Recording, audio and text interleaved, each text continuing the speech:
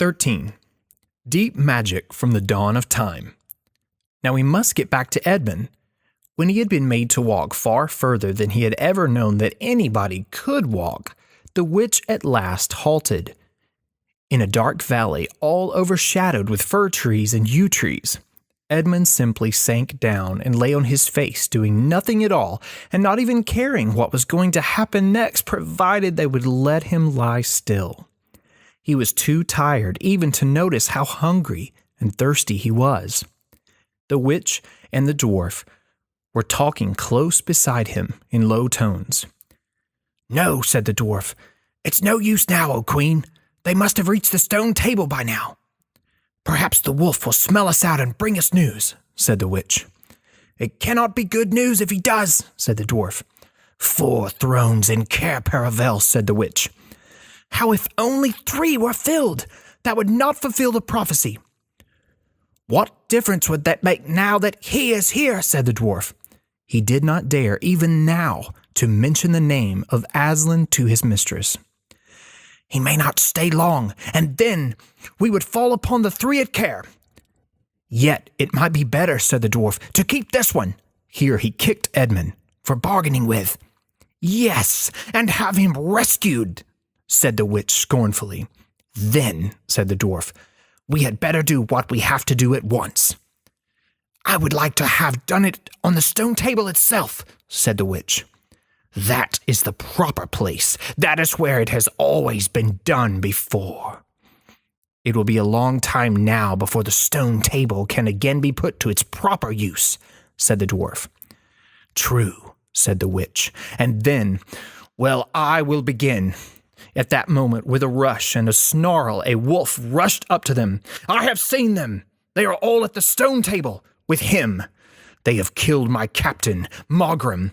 I was hidden in the thicket and saw it all. One of the sons of Adam killed him. Fly! Fly!"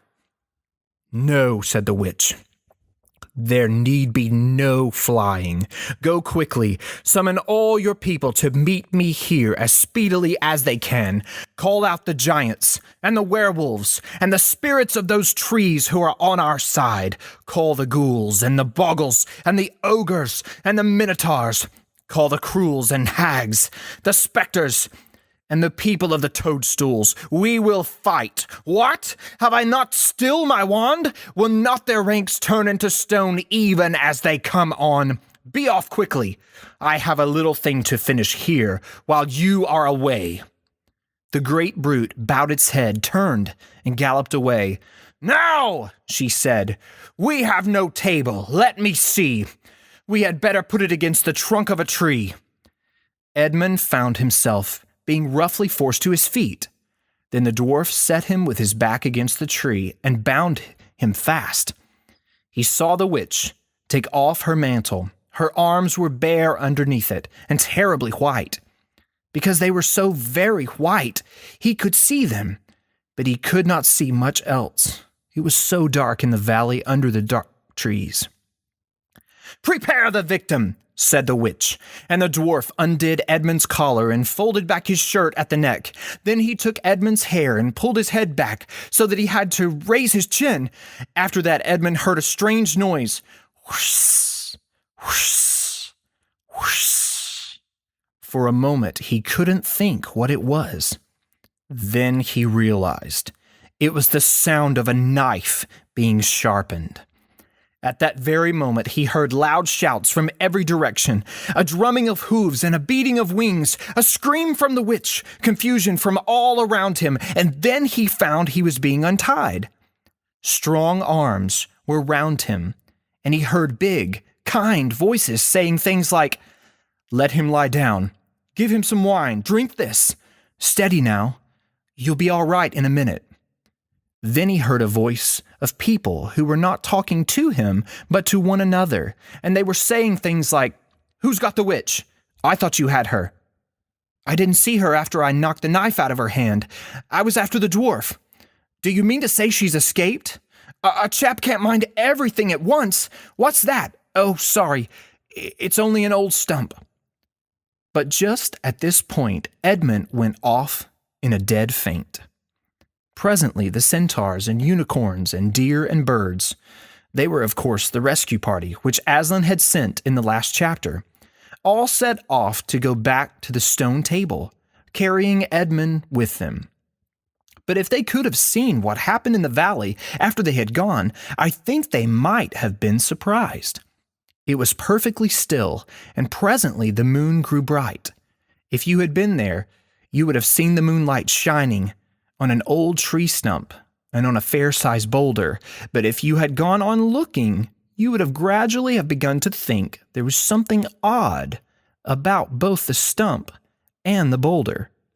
And next, you would have thought that the stump did look really remarkably like a little fat man crouching on the ground. And if you had watched long enough, you would have seen the stump walk across to the boulder and the boulder sit up and begin talking to the stump. For in reality, the stump and the boulder were simply the witch and the dwarf. For it was part of her magic that she could make things look like what they aren't. And she had the presence of mind to do so at the very moment when the knife was knocked out of her hand. She had kept hold of her wand, so it had been kept safe, too. When the other children woke up the next morning, they had been sleeping on piles of cushions in the pavilion. The first thing they heard from Mrs. Beaver was that their brother had been rescued and brought into camp late last night, and was, at that moment, with Aslan. As soon as they had breakfast, they all went out.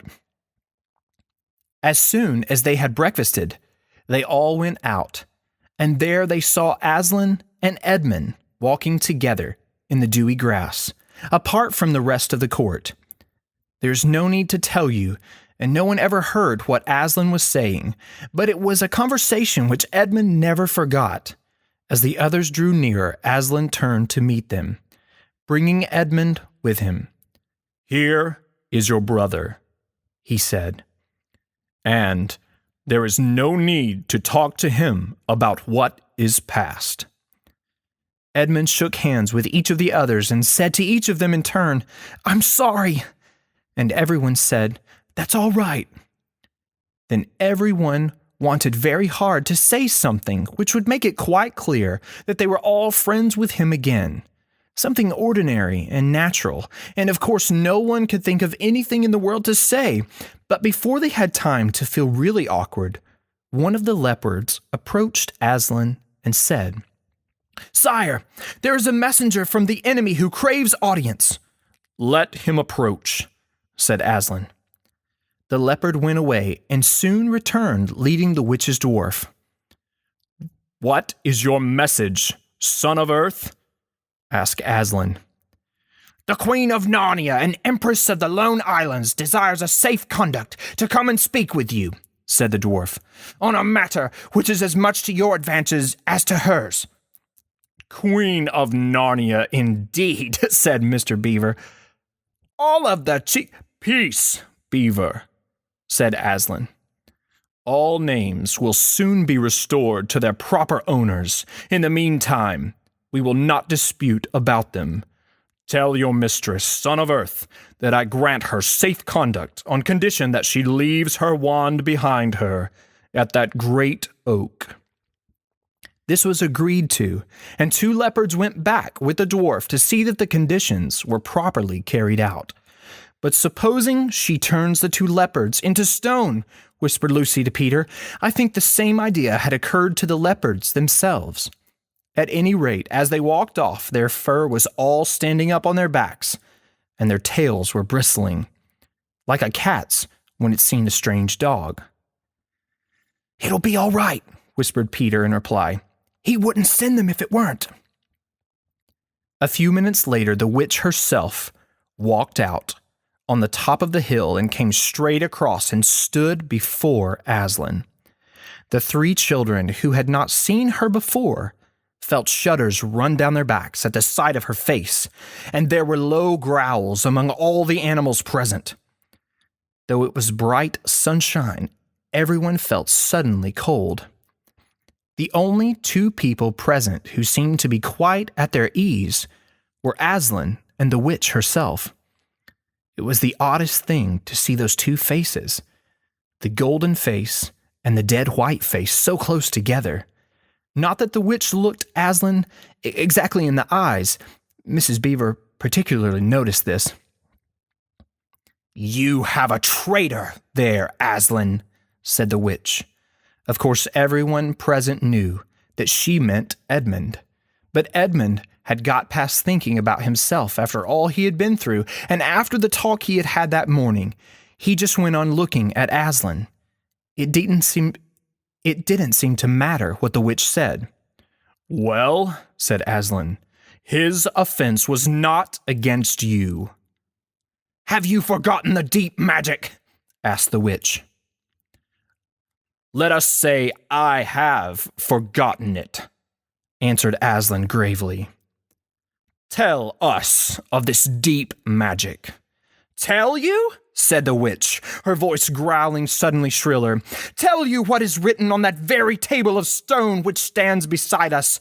Tell you what is written in letters deep as the spear is long on the firestones on the secret hill. Tell you what is engraved on the scepter of the emperor beyond the sea.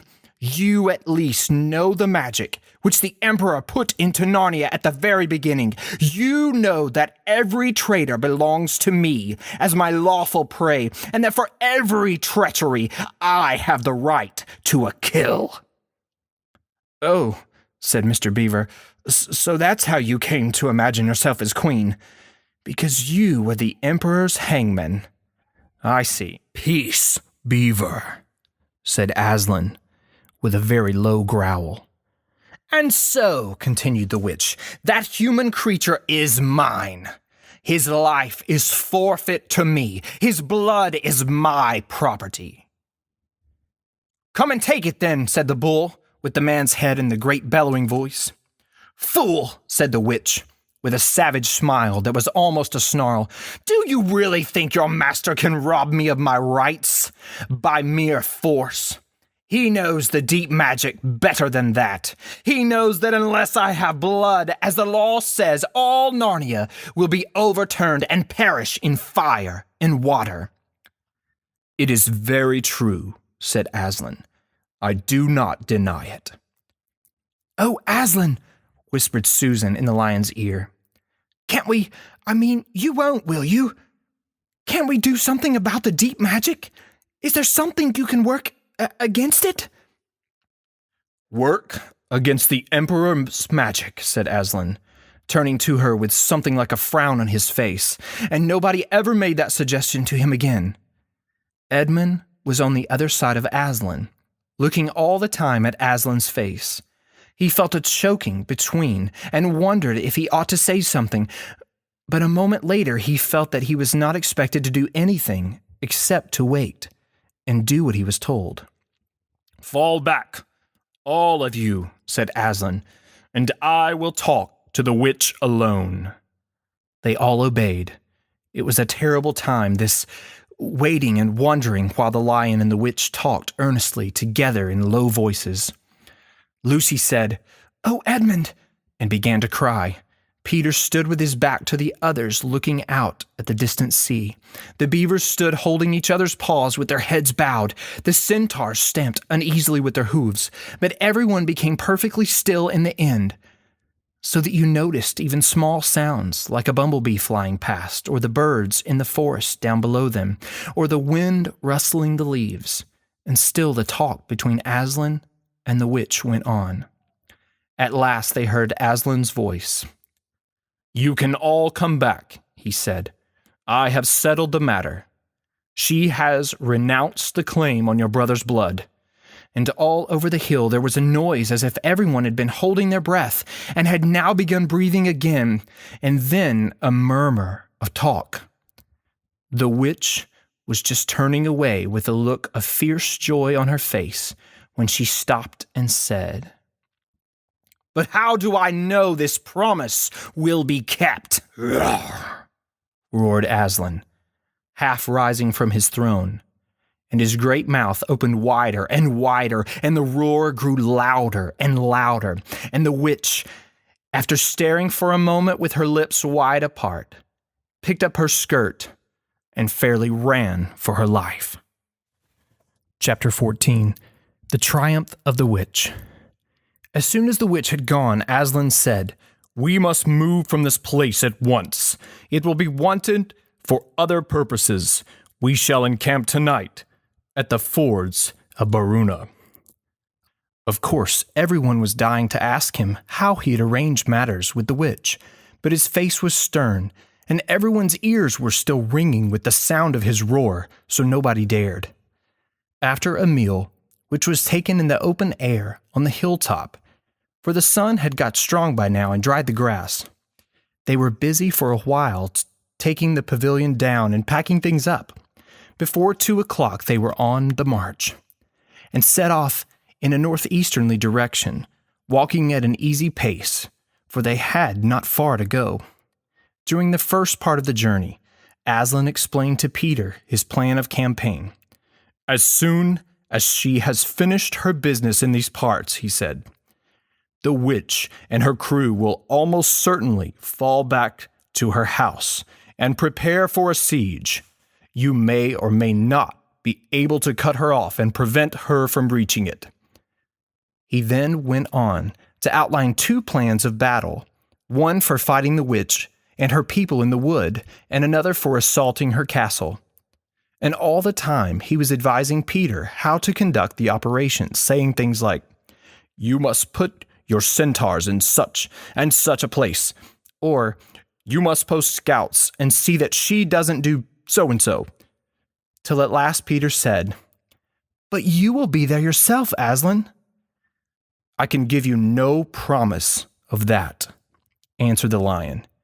And he continued giving Peter his instructions. For the last part of the journey, it was Susan and Lucy who saw most of him. He did not talk very much and seemed to them to be sad. It was still afternoon when they came down to a place where the river valley had widened out, and the river was broad and shallow. This was the fords of Baruna, and Aslan gave orders to halt on this side of the water.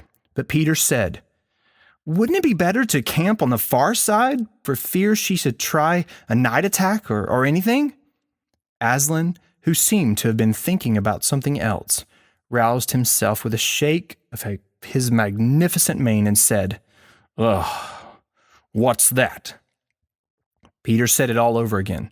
"No," said Aslan in a dull voice, as if it didn't matter. "No, she will not make an attack tonight." And then he sighed deeply. But presently he added, "All the same, it was well thought of. That is how a soldier ought to think. But it doesn't really matter." So they proceeded to pitch their camp. Aslan's mood affected everyone that evening. Peter was feeling uncomfortable too at the idea of fighting the battle on his own. The news that Aslan might not be there had come as a great shock to him. Supper that evening was a quiet meal. Everyone felt how different it had been last night or even that morning. It was as if the good times, having just begun, were already drawing to their end. This feeling affected Susan so much that she couldn't get to sleep when she went to bed. And after she had lain counting sheep and turning over and over, she heard Lucy give a long sigh and turn over just beside her in the darkness. "Can't you get to sleep either?" said Susan. "No," said Lucy. "I thought you were asleep, I say. Susan!" "What?" "I have a most horrible feeling, as if something were hanging over us." "Have you? Because as a matter of fact, so have I." "Something about Aslan," said Lucy. "Either some dreadful thing is going to happen to him, or some dreadful thing he's going to do." "There's been something wrong with him all afternoon," said Lucy. "Lucy! What was that he said about not being with us at the battle? You don't think he could be stealing away or leaving us tonight, do you?" "Where is he now?" said Lucy. "Is he here in the pavilion?" "I don't think so. Susan, let's go outside and have a look around. We might see him." "All right, let's," said Susan. "We might just as well be going, that is lying awake here." Very quietly, the 2 girls groped their way among the other sleepers and crept out of the tent. The moonlight was bright, and everything was quite still, except for the noise of the river chattering over the stones. Then Susan suddenly caught Lucy's arm and said, "Look! On the far side of the camping ground, just where the trees began, they saw the lion slowly walking away from them into the wood. Without a word, they both followed him. He led them up the steep slope of the river valley, and then slightly to the right, apparently by the very same route which they had used that afternoon in coming from the hill of the stone table. On and on he led them, into dark shadows and out into pale moonlight, getting their feet wet with the heavy dew. He looked somehow different from the Aslan they knew. His tail and his head hung low, and he walked slowly as if he were very, very tired. Then, when they were crossing a wide open place where there was no shadows for them to hide in, he stopped and looked around. It was no good trying to run away, so they came toward him. When they were closer, he said, "Oh, children, children, why are you following me?" "We couldn't sleep," said Lucy, and then felt sure she need say no more and that Aslan knew all they had been thinking. "Please, may we come with you, wherever you're going?" asked Susan. "Well," said Aslan, and seemed to be thinking. Then he said, "I should be glad of company tonight. Yes, you may come, if you will promise to stop when I tell you, and after that, leave me to go on alone." "Oh, thank you, and we will," said the two girls. Forward they went again, and one of the girls walked on each side of the lion. But how slowly he walked, and his great royal head drooped, so that his nose nearly touched the grass. Presently he stumbled and gave a low moan. "Aslan, dear Aslan," said Lucy, "what's wrong? Can't you tell us?" "Are you ill, dear Aslan?" asked Susan. "No," said Aslan. "I am sad and lonely. Lay your hands on my mane so that I can feel you are there, and let us walk like that." And so the girls did, what they would never have dared to do without his permission, but what they had longed to do ever since they first saw him. Buried their cold hands in his beautiful sea of fur, and stroked it, and so doing walked with him, and presently they saw that they were going with him up the slope of the hill, and on which the stone table stood. They went up at the side where the trees came furthest up, and when they got to the last tree, it was the one that had some bushes about it, Aslan stopped and said, "Oh, children, children, here you must stop, and whatever happens, do not let yourselves be seen. Farewell." And both the girls cried bitterly, though they hardly knew why, and clung to the lion and kissed his mane and his nose and his paws and his great sad eyes. Then he turned from them and walked out onto the top of the hill, and Lucy and Susan, crouching in the bushes, looked after him, and this is what they saw. A crowd of people were standing all around the stone table, and though the moon was shining, many of them carried torches which burned with evil-looking red flames and black smoke. But such people, ogres with monstrous teeth and wolves, and bull-headed men, spirits of evil trees and poisonous plants, and other creatures whom I won't describe, because if I did, the grown-ups would probably not let you read this book. Cruels and hags and incubuses and wraiths and horrors and efreets and sprites and orkneys and woozies and idnis. In fact, here were all those who were on the witch's side, and whom the wolf had summoned at her command. And right in the middle, standing by the table, was the witch herself. A howl and a gibber of dismay went up from the creatures when they first saw the great lion pacing toward them, and for a moment even the witch herself seemed to be struck with fear. Then she recovered herself and gave a wild, fierce laugh. "The fool!" she cried. "The fool has come! Bind him fast!" Lucy and Susan held their breaths, waiting for Aslan's roar and his spring upon his enemies, but it never came. 4 hags, grinning and leering, yet also, at first, hanging back and half afraid of what they had to do, had approached him. "Bind him, I say!" repeated the White Witch. The hags made a dart at him and shrieked with triumph when they found that he made no resistance at all. Then others, evil dwarfs and apes, rushed in to help them, and between they rolled the huge lion over on his back and tied all his four paws together, shouting and cheering as if they had done something brave, though, had the lion chosen, one of those paws could have been the death of them all. But he made no noise. Even with the enemies straining and tugging, pulling the cord so tight that they cut into his flesh, then they began to drag him toward the stone table. "Stop!" said the witch. "Let him first be shaved." Another roar of mean laughter went up from her followers, as an ogre with a pair of shears came forward and squatted down by Aslan's head.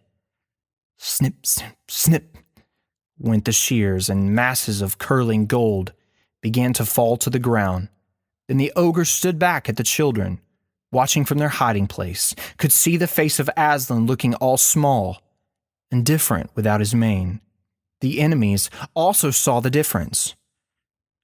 "Why, he's only a great cat after all," cried one. "Is that what we were afraid of?" said another. And they surged around Aslan, jeering him, saying things like, "Puss, puss, poor pussycat, how many mice have you got today, cat? Will you like a saucer of milk, possums?" "And how can they?" said Lucy, tears streaming down her cheeks. The brutes! The brutes! For now that the first shock was over, the shorn face of Aslan looked at her braver and more beautiful, and more patient than ever. "Muzzle him," said the witch, and even now, as they worked about his face putting on the muzzle, one bite from his jaws would have cost 2 or 3 of them their hands. But he never moved. And this seemed to enrage all the rabble. Everyone was at him now. Those who had been afraid to come near him, even after he was bound, began to find their courage, and for a few minutes the 2 girls could not even see him. So thickly was he surrounded by the whole crowd of creatures, killing him, hitting him, spitting on him, jeering at him. And at last, the rabble had enough of this. They began to drag the bound and muzzled lion to the stone table, some pulling and some pushing. He was so huge that even when they got him there, it took all their efforts to hoist him onto the surface of it. Then there was more tying and tightening of cords. "The cowards! The cowards!" sobbed Susan. "Are they still afraid of him, even now?" When once Aslan had been tied, and tied so that he was really a mass of cords and the flat stone, a hush fell in the crowd. 4 hags holding their torches stood at the corners of the table. The witch bared her arms as she bared them in the previous night when it had been Edmund instead of Aslan. Then she began to whet her knife. It looked to the children, when the gleam of the torchlight fell on it, as if the knife were made of stone, not of steel, and it was of strange and evil shape. At last she drew near. She stood by Aslan's head. Her face was working and twitching with passion, but his looked up at the sky, still quiet, neither angry nor afraid, but a little sad. Then, just before she gave the blow, she stooped down and said in a quivering voice, "And now, who has won? Fool, did you think that by all this you would save the human traitor? Now I will kill you instead of him, as our pact was, and so the deep magic will be appeased. But when you are dead, what will prevent me from killing him as well? And who will take him out of my hand then? Understand that you have given me Narnia forever. You have lost your own life, and you have not saved his. In that knowledge, despair and die." The children did not see the actual moment of the killing. They couldn't bear to look and had covered their eyes.